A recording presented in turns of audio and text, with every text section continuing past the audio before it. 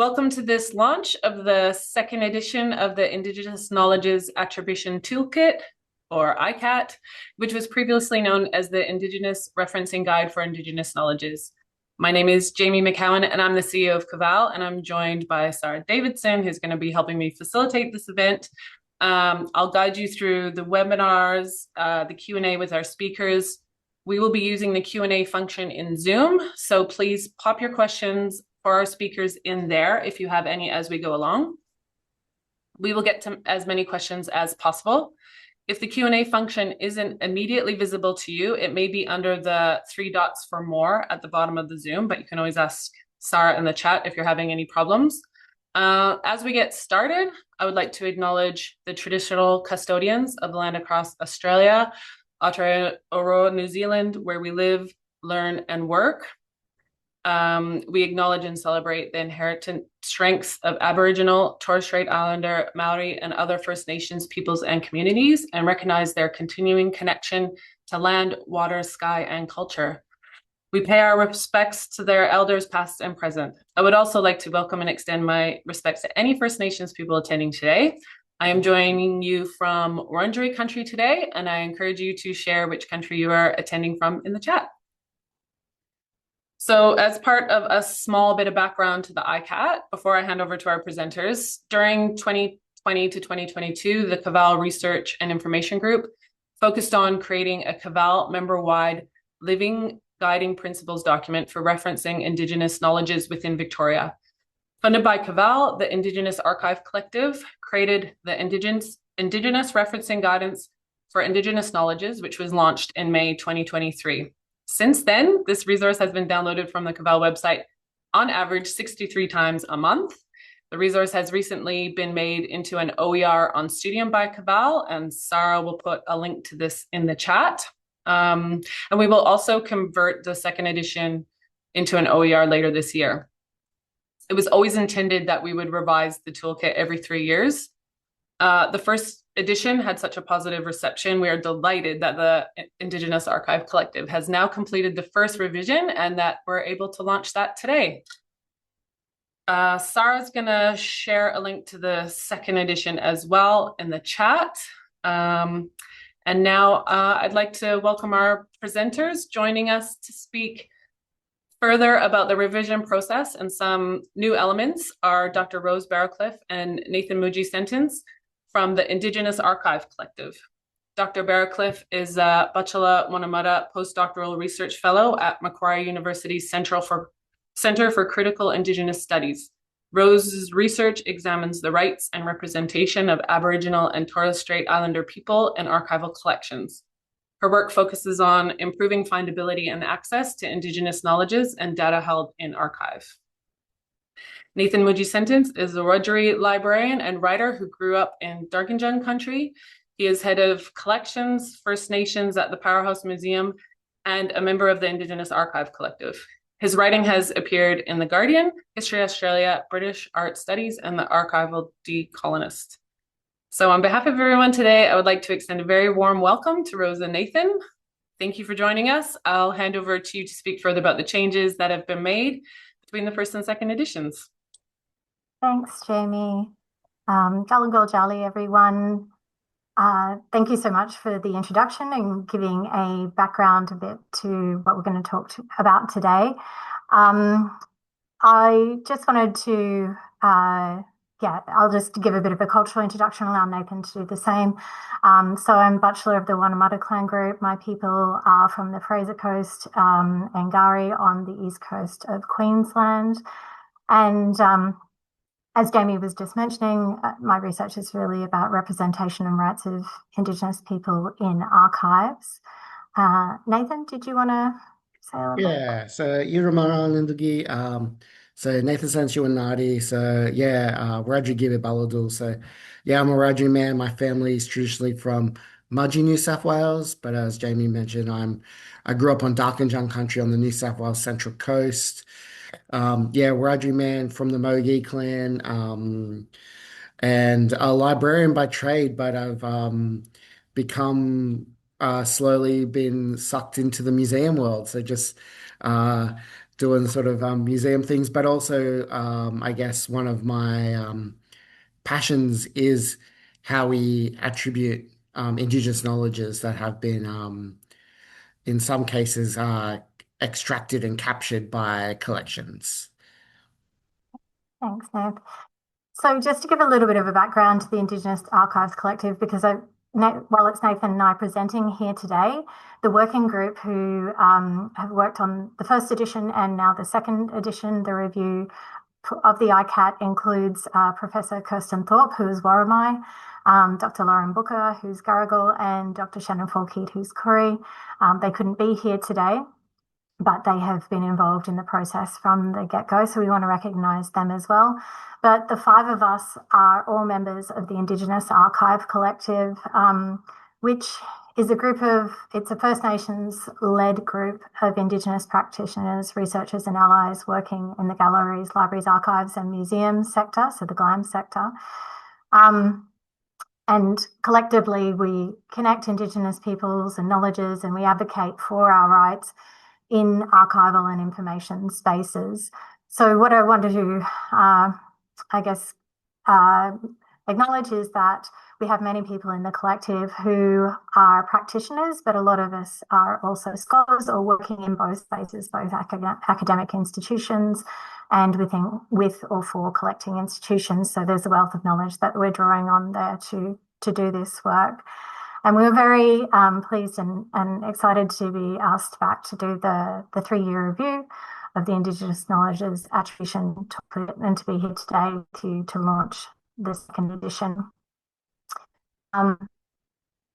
Just also want to acknowledge all of the Aboriginal peoples from around Victoria. I know there will be people from further afield than Victoria today, but recognising that CAVAL and the work is undertaken with this specific focus on Victoria, the traditional owners of Victoria, recognising them as enduring knowledge holders for the lands, what we collectively call Victoria today.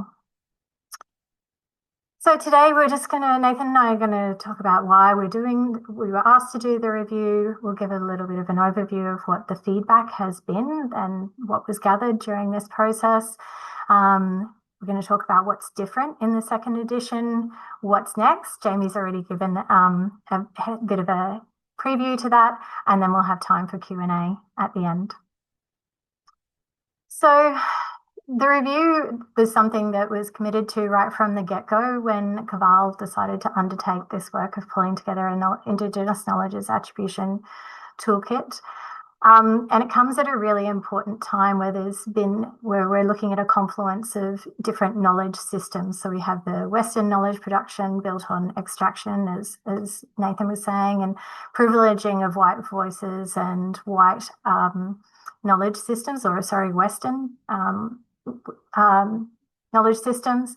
And it's held up by copyright and IP law, and as has been identified by scholars such as Terry Jenke and Indigenous data sovereignty scholars like distinguished Professor Maggie Walter, these different knowledge systems are often described as being incommensurate with each other. So we're in an age where we're trying to figure out how we can bring those two knowledge systems to work together. So that is an ongoing and an evolving process. And I like to think of Maya Angelou, who says, when we know better, we do better, or when we know better, that's when we should be doing better. So this 3-year review is really part of that. Like we're putting into place different citation practices. And then as we understand how those are being worked into academic processes, we can improve on that with time. Also acknowledging that knowledge itself is not static and the production of knowledge is not static, and therefore the way that we recognise and attribute knowledge should also not be static. So this is a really important part of the process, that this document is a living document that will evolve over time. Also good for users to note that there will be this regular review going forward as well every 3 years, because it gives you all an opportunity to give feedback and let us know how you're using the IKAT and in what ways it works and what could use more work to make it easier to adopt into your work. So The feedback, as Jamie had mentioned, the feedback has been overwhelmingly positive, and we really have been so excited to see all the ways and places in which people have taken on and used the IKAT and implemented it. And some of that is far above and beyond what we had originally intended the scope of the IKAT to be. Some of the feedback we've gotten from users through the survey, so CAVAL sent out a survey to its members in Victorian universities and to see what some specific feedback was about using the IKAT. The key ones we took away from it is that one of the most useful elements was the decision tree as well as the citation guide. So knowing when to even use a source before we get to the citation. And that was something when we were working through the first edition. It was clear to us as well when we started working on citation. We're like, hold on, before we even get to citation, we need to know if it's appropriate to even use that source. So we're really pleased to see that has been useful to users. Aside from that, just the examples of the different citations, the ways it can be implemented, people really appreciated that. And I know it's been adopted into many university classrooms around the country. Some of the requests that came through was for more citation formats. And also for more resources to know how to use and implement the citation guide in the classroom or when working with undergraduate students. So some of that we've been able to achieve in the second edition. I just want to note also some of the feedback was that there were sometimes some governance blockers to adoption of the guide, and while we weren't able to delve into the reasons for that or what the governance blockers were to adoption of the IKAT within this review process, we recognise that might be something that we want to look at with the survey next time. Perhaps it's something you all want to talk about in the Q&A at the end of this session, or just give feedback through your librarians. One of the probably the most easy to identify change or piece of feedback that we've addressed was to use a consistent name. Someone had said it's got 3 different names. What do we call it? So we decided to just stick with calling the whole document the Indigenous Knowledges Attribution Toolkit, or the IKAT for short. So going henceforth, it will always be known as the IKAT, which hopefully should make it easier for you. Things we weren't able to address in the second edition just yet, or we haven't been able to address, is a researcher guide or an IKAT version for HDRs or academic researchers. That's a big body of work that would require a whole other thought process and time spent on that. But we're aware and have flagged from the get-go that is an important piece of work that needs to be done. And very importantly, someone had commented about the accessibility of the guide. We are still talking about how we can do that better, and if that's a PDF or if that's a webpage, and how we can make the guide more accessible and user-friendly to everyone who needs to use it. So to talk more specifically about what's different, I'll hand over to Nathan for the first major change in the second edition. Yeah, thank you, Rose. So I guess as Rose was saying, one of the feedback we got was around, I guess, how we used APA as one of the most used sort of citation guides. So we used all our examples in APA, and some user feedback was, how would this work in MLA, Harvard, Chicago, all these different style guides? So instead of just showing how each sort of source would work differently across different citation guides, as there's so many that can be used by different faculties and different universities, what we thought we'd sort of delve into more was actually just the guiding principles around why we cited things the way we did. And so we had these 3 sort of core principles, respecting collector ownership, self-determination over consistency, and honoring sources of knowledge. And I'll just go through each one. Can I go to the next slide? So, respecting collective ownership and positionality is sort of just, building on sort of even how we started this presentation today. It's like, thinking about like Indigenous standpoint theory and the idea that our connection to culture and country is um, that positionality is actually a strength. It also speaks to who we are accountable to, and also to as writers as well. The knowledge we be sharing, if it is actually Wiradjuri knowledge, I can't be just solely cited as that source of knowledge. It's a collective, it's owned collectively.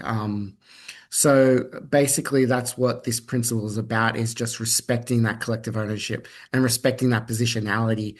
So, basically what stays the same through all different citations is that the author's positionality remains visible. It travels with their name.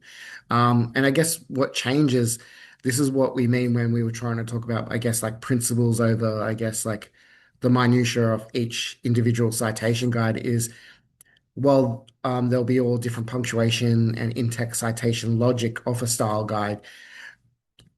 Basically, what we're trying to think about is how do we respect that positionality by having the nation, country, or language group be just alongside the author. So no matter what the system is, it's just making sure that nation, country, language group is alongside the author in the style guide. Go to the next one. Um, And this is a really important core principle. It's self-determination over consistency. So basically, this is to make sure we're respecting self-determination, because with a lot of mob, how they identify could be different to how maybe other people identify. For example, I'm Wiradjuri. I have growing up, all I've been shown is like Wiradjuri with a J, but I know a lot of mob are saying, Wiradjuri with a Y. So that if there was a scholar who said they were Wiradjuri with a Y, neither of us are wrong, and we shouldn't be correcting on their behalf. So we should be really you know, honoring how they identify. So this actually doesn't really change around the style guide. It's just more making sure that the author's chosen spelling is retained and it is part of the how you honor their positionality. And to be said, one of the things we suggest in the guide is that this should be from the same source that you're citing. So, and which is usually in like the author's bio, or even their own sort of positionality statement at the start of their how they speak about what the source that you're sort of citing from. Next one, please. And yeah, and I guess this last one is just about honoring sources of knowledge. And as sort of Rose was saying, Indigenous knowledge has been in a lot of like, I guess, historical sort of material. Indigenous knowledge can be erased or downplayed, where it's almost as if the non-Indigenous recorder of Indigenous knowledge is the owner of that source or is the source themselves of that knowledge. So, as part of the previous IKAT that we created and part of this one, it's about, sort of acknowledging Indigenous sources of knowledge when you can identify it. So, when a source clearly identifies where the Indigenous knowledge source has been extracted or recorded or translated from, I think it's about citing that. So, the example we give in the guide is that Threlkel recorded a lot of Awabakal language. So you would actually cite Awabakal knowledge as where the knowledge comes from. Um, so basically, as this says, what stays the same is the Indigenous sources of knowledge is foregrounded, but I guess how that is represented, the mechanics of it are up to the individual style guides. But we do give the examples of how it looks in Harvard and MLA as well as APA. Okay, that's next slide. Thanks, Nick. There's probably one thing in this one that we want to mention as well is that sometimes people can be on a journey with understanding where they fit within mob. So their positionality statement may change over time. You may see that. So as Nathan was saying about using their positionality statement from the publication that you're citing.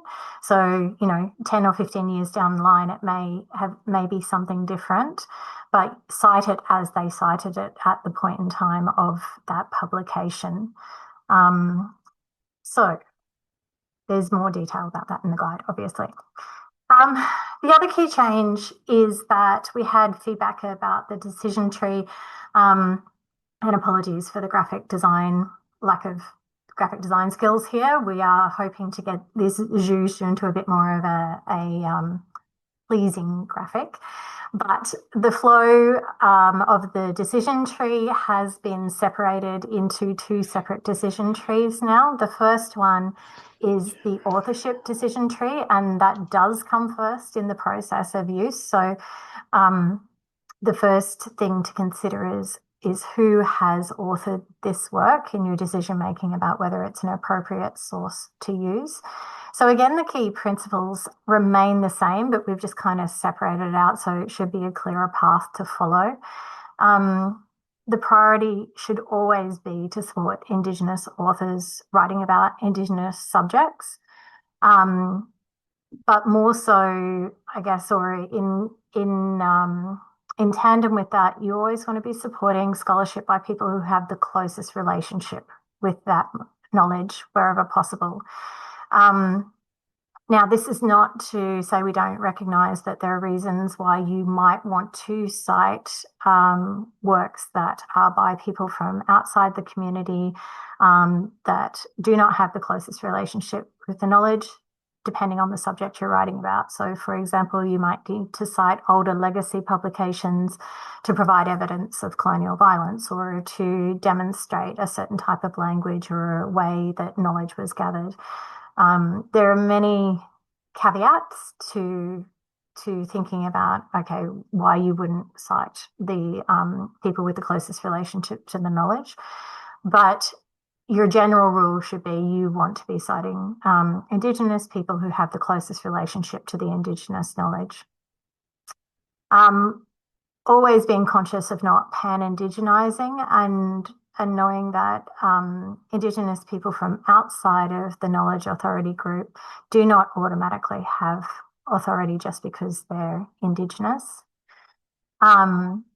And you should also be asking or looking for evidence that the author, whether they're Indigenous or not, have the support of the Indigenous Knowledge Authority to publish the work and that knowledge.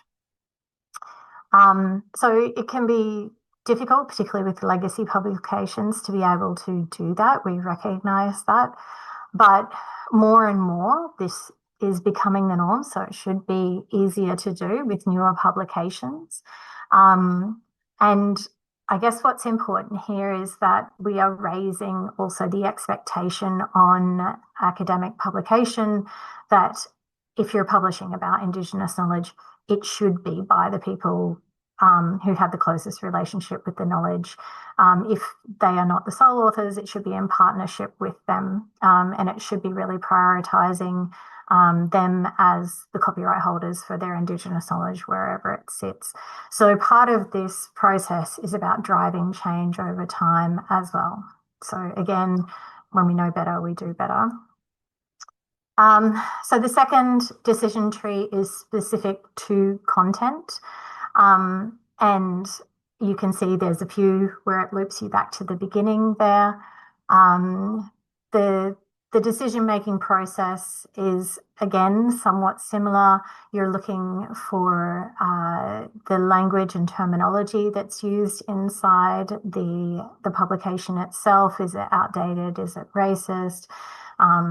Is there a more modern or is there a more contemporary source you can use that uses or talks about the knowledge and shares the knowledge in a way that is more agentic to the knowledge authority? One of the points that has come into the decision tree that wasn't originally there, which is very, very important, is to consider whether the knowledge is appropriate to reuse or republish. So there will be cases where secret or sacred knowledge may have been published with or without consent. And is that appropriate for you to then go and republish just because it's been published once, or, you know, that usual thing, oh, it's on the internet, so it's fine to use. You need to stop and think about whether that content is appropriate to be reshared or republished. And so that is now part of the decision-making process for the content decision tree as well. So as Jamie mentioned, we have had some exciting news that we've received funding to be able to turn the second edition into an OER, and part of that will be hopefully a little bit about the accessibility and making the resource more accessible, also making the design elements a little bit more palatable, but making sure the second version is adaptable and open as a resource broadly across education and tertiary education. So that'll be something that we'll be working with CAVAL on for, well, the next few months, but really, really excited to see this work being adopted more and more broadly and getting more feedback from it. The other thing to note is that the working group, so myself, Nathan, Kirsten, Lauren, and Shannon, also have published other works about this process, about the drafting of the Indigenous Knowledges Attribution Toolkit.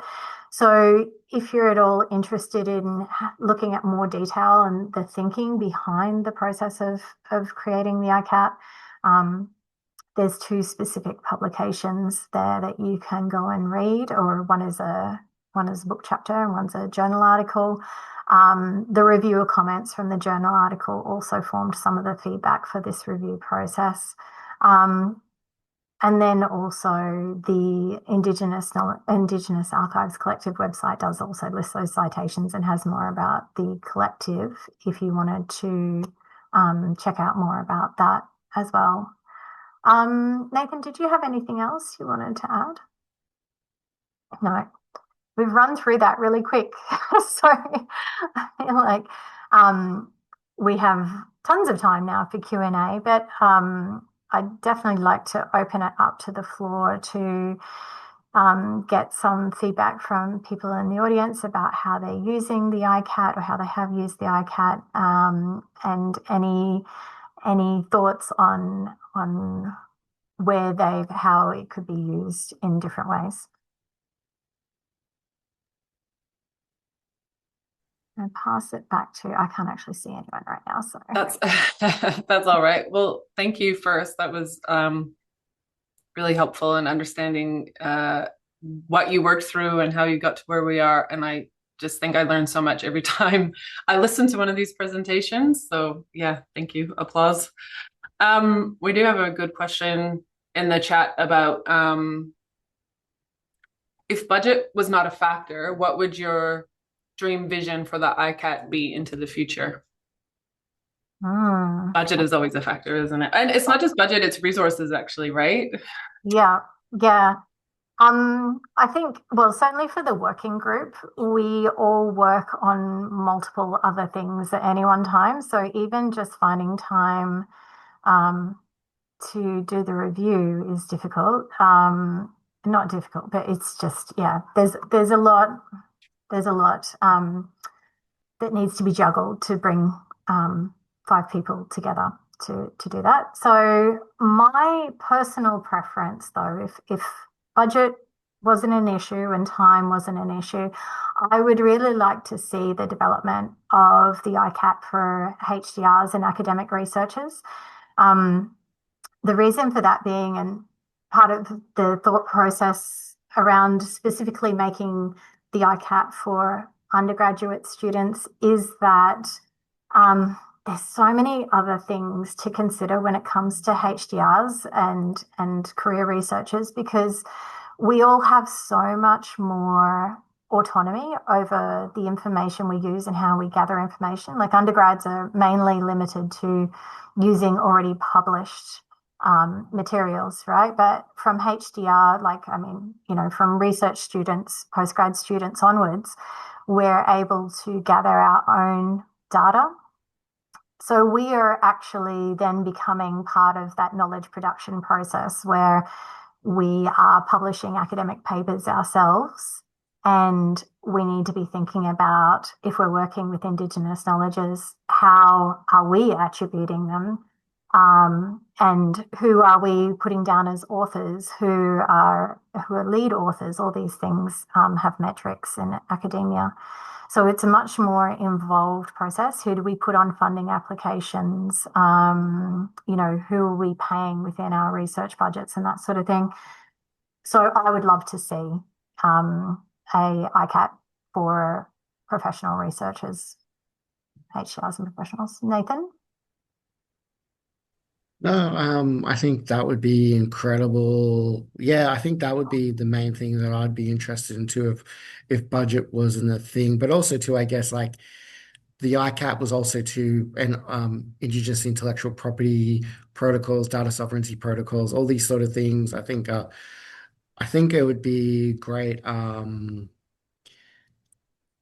guess not as part of this work, but I just guess systematically if they become so everyday that they are no longer thought of as a separate thing or a very special thing. You know, it would be great if I guess in terms of like sort of what you were saying too about like thinking about who's the lead researcher, all that sort of stuff, that becoming like I know it is in certain ways, but just um I think a lot of the bits that I was interested in the original ICAC and this is second edition was more to as I guess a rectifier of past practices, but I hope future practices don't need sort of that rectifying and a sort of this becomes part of a holistic system that sort of really respects Indigenous knowledges and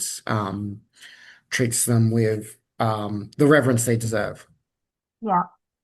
I see Kylie's comment in the chat about seeing data citation included as part of that publication aimed at HDRs and for it to be adopted by journals. And you've just reminded me, Kylie, that ironically, I was working on a book chapter with two Indigenous colleagues who developed their own conceptual framework, and it really came from the teachings in their community. So when neither of them are academics though, so when we published the book chapter, I was very adamant that their name needed to be first, so that conceptual framework was always associated with the lead author's name, not with my name, because it's not from my community, it's not my knowledge. Anyway, it stayed in pre-publication for well over a year because the publisher could not get their head around us wanting to have our cultural affiliations after our surnames. So using basically this citation style guide. And it's only just been published now. But we had to take it out of our headers for our names, and we had to put it in the acknowledgements because it just literally wouldn't fit within the formulated syntax that they had for publication. So that's a really important point. So thank you for that. We do have more questions. Do you have any tips on how users would be aware that they are dealing with secret or sacred information? That's a great question. I don't specifically know that there's a blanket rule for that. I think what you'd be looking for, some cases you hear about it along the grapevine that a certain group is not happy about their knowledge being used in a certain way. So I work with language groups sometimes in some of my research projects, and their language, the translation of their language was put on a website well over a decade ago, well before AI. Everyone was thinking about AI and scraping. And they were happy to put it up on the website 10, 15 years ago. But now they don't want people using it because they feel like they've lost control of it, essentially.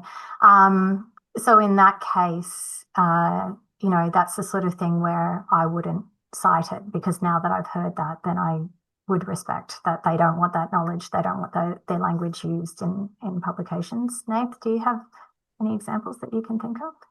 No, I guess it is a really tricky thing, as you're saying. There's no blanket approach to it, and I guess it's just going back to I guess it's tricky when you're like reading like maybe like an old legacy thesis, for example, and it's got this information in it, and you don't know it was, probably from a prior time when again, like there wasn't digitization, so there wasn't any knowledge that this thesis would go on the web for everyone. And as you were saying in the sort of yarn, just because something is online doesn't mean that it should be publicly accessible. But I guess it's like depending on what you're trying to achieve, it'd be like making sure that you're yarning with the mob that's the information's coming from. So yarning to contemporary elders about that information, if possible, before sharing it. And yeah, and I think I think it's like it's very tricky, like because different mob have different things. Like I know, like for example, like so many Aboriginal mob communities, we have you know, strict protocols around things like hair, for example, but yarning to like some of my Maori colleagues, they don't have the same sort of uh issues with it. So I think it's trying to respect the I guess the self-determination of different groups and trying to work with them as best you can, I think would be probably the best way. Um Mm. yeah. Yeah. And I think as well, like, go back to that thing of thinking about who has the closest relationship with the knowledge. That also applies to you.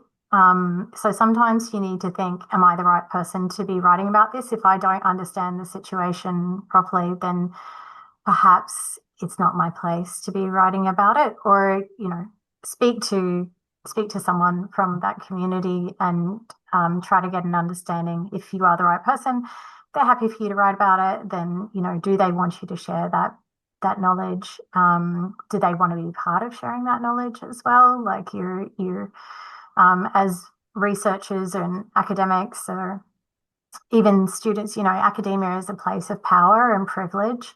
You have the ability to use that to raise up the voices of the people who have the closest relationship with the knowledge. So always trying to do that as well.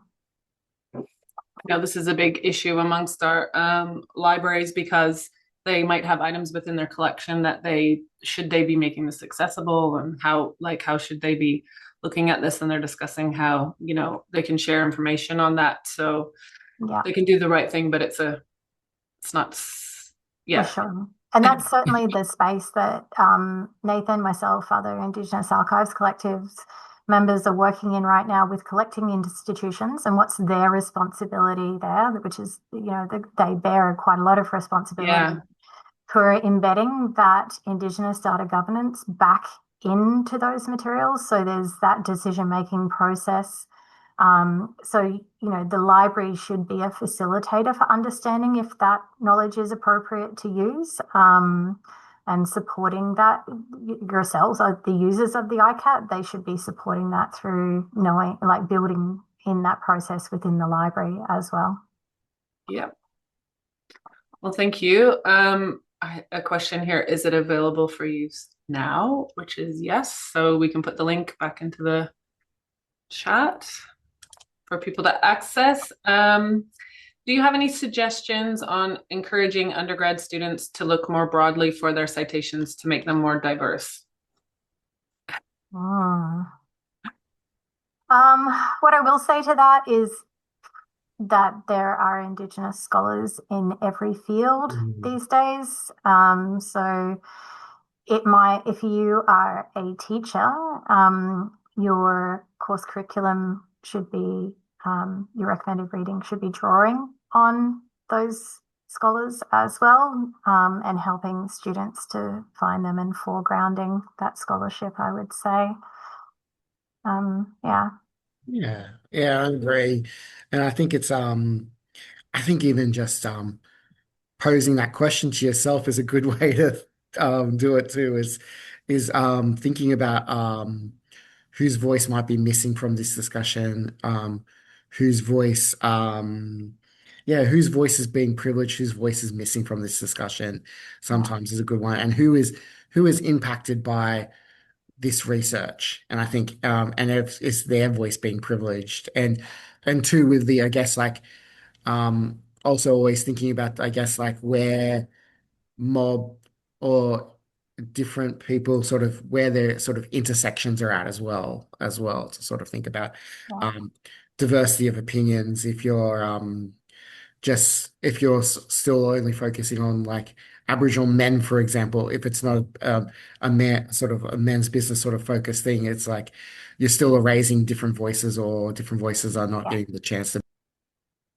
Yeah. And certainly Professor Sandy O'Sullivan, their work is really strong in that space for making sure, you're representing, yeah, you're not just flattening Indigenous voices into one homogenous group. There's a lot of diversity within indigeneity, and yeah, give some thought to whose voices aren't there, and how can you bring them to the fore.